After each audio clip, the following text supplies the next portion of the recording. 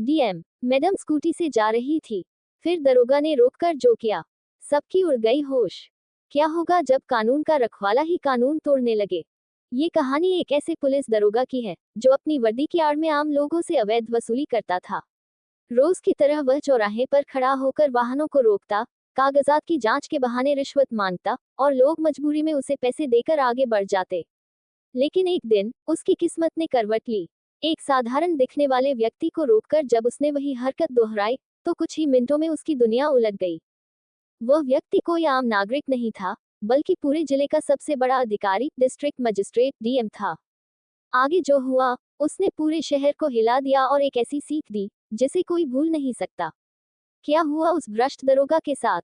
कैसे एक ईमानदार अधिकारी ने कानून का सही अर्थ बताया? जानने के लिए इस दिल छू लेने वाली कहानी को अंत तक जरूर देखें। शहर के व्यस्त चौराहे पर ट्रैफिक अपने चरम पर था। गाड़ियों के हॉर्न की आवाज, तेज रफ्तार से दौड़ती बाइकें और पैदल चलने वालों की भीड़, हर तरफ अफरा तफरी का माहौल था। पुलिस दरोगा रमेश सिंह अपनी ड्यूटी पर तैनात थे। उनकी आंखें लगातार सड़क पर दौड़ रही थी, जैसे किसी को तलाश रही हों। वे रोज की तरह आने जाने वाले वाहनों पर नजर रख रहे थे, लेकिन उनकी रुचि केवल ट्रैफिक नियमों के पालन में नहीं थी। उन्हें आज भी किसी ऐसे शिकार की तलाश थी जिससे कुछ खास कमाई हो सके।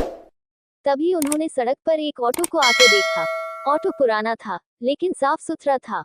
उसमें एक साधारण सा दिखने वाला व्यक्ति बैठा हुआ था, जिसकी पोशाक और हाव भाव किसी सामान्य सरकारी कर्मचारी जैसे लग रहे थे। उसकी आंखों में एक गहरी गंभीरता थी, पर चेहरे पर कोई तनाव नहीं था। दरोगा को लगा कि यह व्यक्ति ज्यादा विरोध नहीं करेगा, इसलिए उन्होंने हाथ उठाकर ऑटो को रोक लिया। ऑटो रुकते ही दरोगा रमेश सिंह अपनी कड़क आवाज में बोले, कागज दिखाओ। उनकी आवाज में एक आदेशात्मक रूप था, जिसे सुनकर ऑटो चालक घबरा गया। हालांकि वह नियमों का पालन करने वाला व्यक्ति था, इसलिए उसने बिना किसी देरी के अपने दस्तावेज निकालकर दरोगा के सामने पेश कर दिए। ड्राइवर के कागज पूरे थे, लेकिन दरोगा का असली निशाना तो ऑटो में बैठा यात्री था। दरोगा ने अब अपनी पैनी निगाह ऑटो में बैठे उस साधारण व्यक्ति की ओर घुमाई। उसकी निगाहों में हल्का संदेह था। उसके चेहरे पर एक खामोश मुस्कान थी, मानो वह इस स्थिति के लिए पहले से तैयार हो।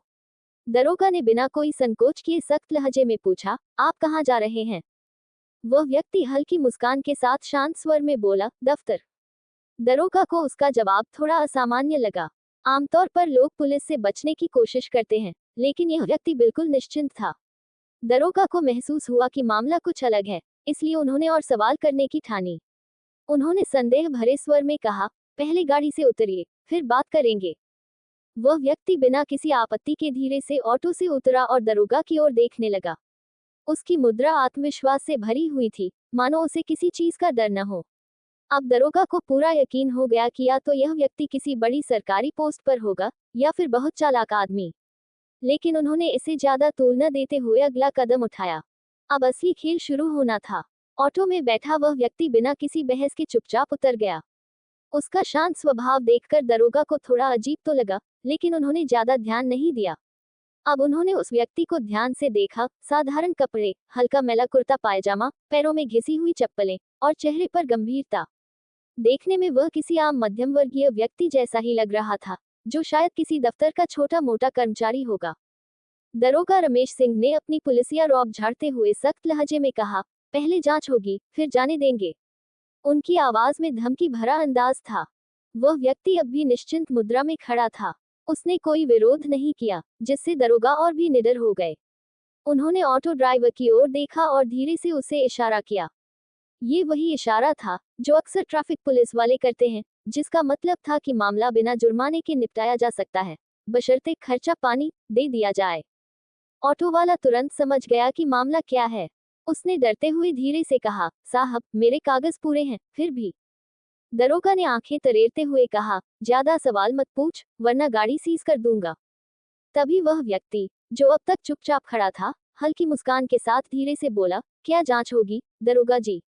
उसकी आवाज में कोई डर नहीं था, बल्कि एक रहस्यमय आत्मविश्वास झलक रहा था। दरोगा को यह सुनकर थोड़ा गुस्सा आ गया। उन्होंने झुंझलाते हुए कहा, बस चुपचाप 200 रुपये निकालो, वरना ऑटो थाने में बंद कर देंगे। ये सुनते ही वहां मौजूद लोगों में हलचल मच गई। धीरे धीरे भीड़ इकट्ठा होने लगी। कुछ लोग पास आकर देखने लगे कि मामला क्या है। किसी ने धीरे से कहा, फिर वही रिश्वतखोरी। पुलिस वाले कब सुधरेंगे? लोगों की उत्सुकता बढ़ रही थी।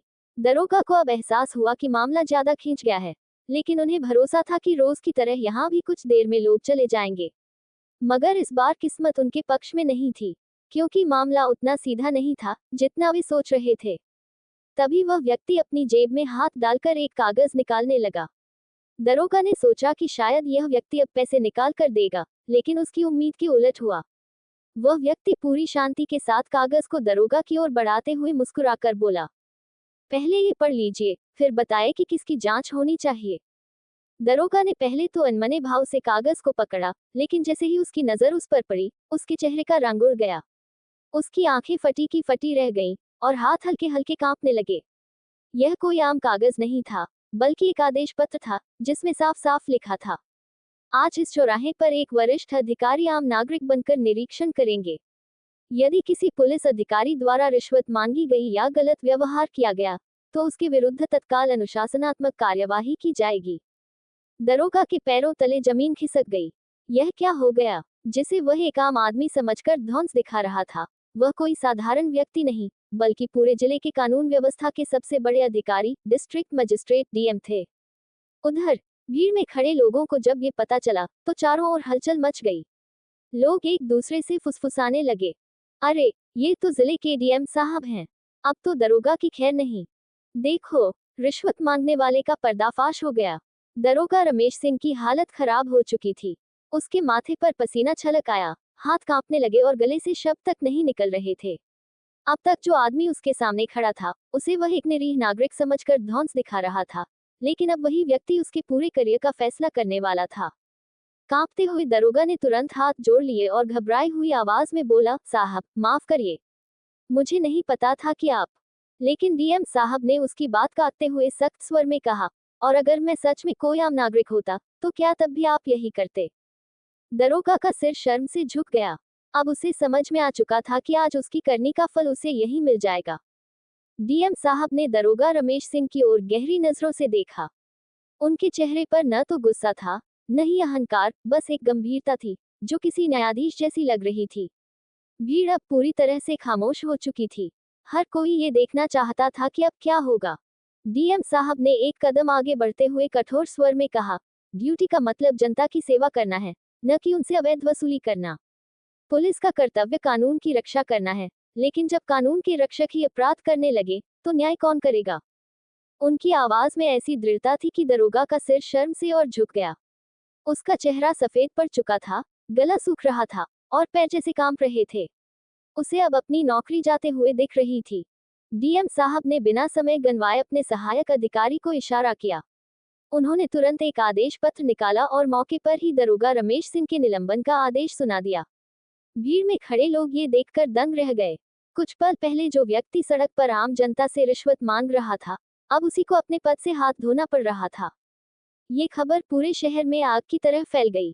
पुलिस थाने से लेकर सरकारी दफ्तरों तक, हर जगह यही चर्चा थी कि किस तरह एक भ्रष्ट पुलिस अधिकारी का पर्दाफाश हुआ। कई लोग इस घटना से खुश थे, क्योंकि उन्होंने भी कभी न कभी इसी दरोगा के भ्रष्टाचार का सामना किया था। कुछ लोगों ने कहा, आज पहली बार किसी बड़े अधिकारी ने मौके पर ही न्याय किया। दूसरों ने कहा, अगर हर अधिकारी ऐसे सख्त फैसले लेने लगे, तो भ्रष्टाचार ही खत्म हो जाए। लेकिन सबसे बड़ा सबक उन पुलिसकर्मियों के लिए था, जो अक्सर इसी तरह अवैध वसूली करते थे। अब वे डर चुके थे, क्योंकि उन्हें एहसास हो गया था कि कभी भी कोई ईमानदार अधिकारी उन्हें रंगे हाथ पकड़ सकता है। इस घटना ने पूरे समाज को एक सीख दी, कानून से बड़ा कोई नहीं होता। ईमानदारी की हमेशा जीत होती है। गलत काम करने वालों को कभी न कभी उनके कर्मों का फल जरूर मिलता है। और सबसे अहम बात, अगर जनता अपने अधिकारों के प्रति जागरूक हो और भ्रष्टाचार के खिलाफ आवाज उठाए, तो कोई भी अपराधी नहीं बच सकता। अगर आपको यह वीडियो पसंद आए हो, तो इसे लाइक करें, शेयर करें और हमारे चैनल को सब्सक्राइब करना न भूलें। आपका एक लाइक हमें और भी प्रेरणादायक और सच्ची घटनाओं पर आधारित कहानियां लाने की ताकत देता है। ये कहानी सिर्फ एक घटना नहीं, बल्कि एक सीख है कि ईमानदारी और न्याय की हमेशा जीत होती है। इसे अपने दोस्तों और परिवार के साथ जरूर शेयर करें, ताकि हर कोई समझ सके कि कानून से बड़ा कोई नहीं होता और भ्रष्टाचार का अंत जरूरी है। आपकी राय हमारे लिए बहुत महत्वपूर्ण है, इसलिए कमेंट में बताइए कि इस कहानी से आपने क्या सीखा और क्या आपको भी कभी ऐसा कोई अनुभव हुआ है। हम आपके विचारों को सुनने के लिए उत्सुक हैं। धन्यवाद। मिलते हैं अगली प्रेरणादायक कहानी के साथ।